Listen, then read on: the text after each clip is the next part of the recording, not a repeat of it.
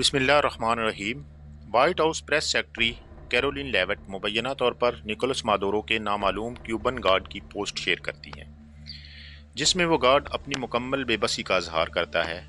یاد رہے کہ وینزویلا کے صدر کو سیکیورٹی دینے والے گارڈز کیوبا سے ہائر کیے گئے تھے اور امریکہ کی طرف سے کیے گئے آپریشن ایبسلیوٹ ریزالو میں 32 کیوبن گارڈز کے ہلاک ہونے کی خبریں ہیں۔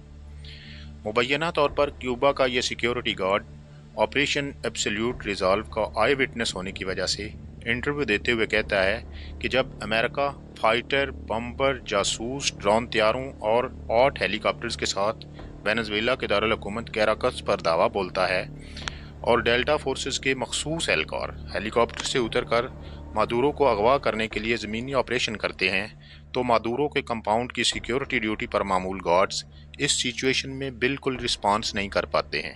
انٹرویو لینے والا پوچھتا ہے "Were your weapon any help against the raid?" Security guard جواب دیتا ہے No help at all۔ Security guard مزید بتاتا ہے کہ میں بیان نہیں کر سکتا، انہوں نے اتنی مہارت کے ساتھ ساؤنڈ ویوز کو لانچ کیا اور ان ساؤنڈ ویوز کی شدت اتنی زیادہ تھی کہ مجھے لگا کہ میرا سر پھٹ جائے گا۔ ہم سب کے ناکوں سے خون بہہ رہا تھا، کچھ خون کی الٹیاں کر رہے تھے، ہم زمین پر گر گئے اور ہلنے جلنے کے قابل نہ رہے۔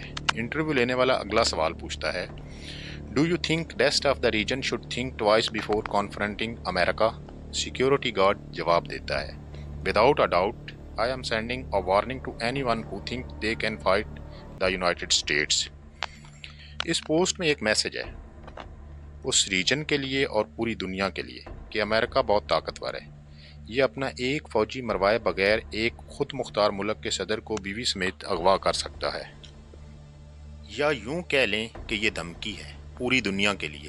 وینزویلا کے بیان کے مطابق اس کیس آپریشن میں 100 لوگ ہلاک ہوئے ہیں، جبکہ کیوبا نے بیان دیا ہے کہ اس کے 32 سیکیورٹی گارڈ موت کے منہ میں چلے گئے ہیں۔ سیکیورٹی گارڈ کی اس پوسٹ نے ہوانہ سنڈروم کی یاد تازہ کر دی ہے۔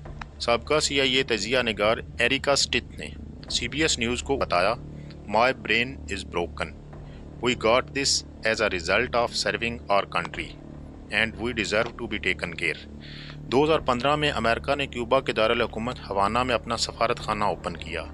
وہاں پر موجود سفارتکاروں اور CIA افسرز نے بھی اسی طرح کی شدید ساؤنڈ ویوز سے متاثر ہونے کا ذکر کیا۔ کچھ کو تو معلوم ہی نہ ہو سکا، لیکن ان میں سر چکرانا، شدید سر درد، متلی، سماعت اور برین سے متعلق بیماریوں کی علامات پائی گئیں۔ LRAD لانگ رینج اکاسٹک ڈیوائس، یہ ایک ایسا ڈیوائس ہے جس سے بہت زیادہ شدت کی آواز پیدا کی جاتی ہے۔ یہ آواز اپنے ٹارگٹ کی طرف ایک بیم کی شکل میں ٹریول کرتی ہے۔ USA فورسز نے اس ڈیوائس کا استعمال عراق میں اس وقت کیا تھا جب عراقی عوام US کی ملٹری انسٹالیشنز کی طرف بڑھ رہی تھیں۔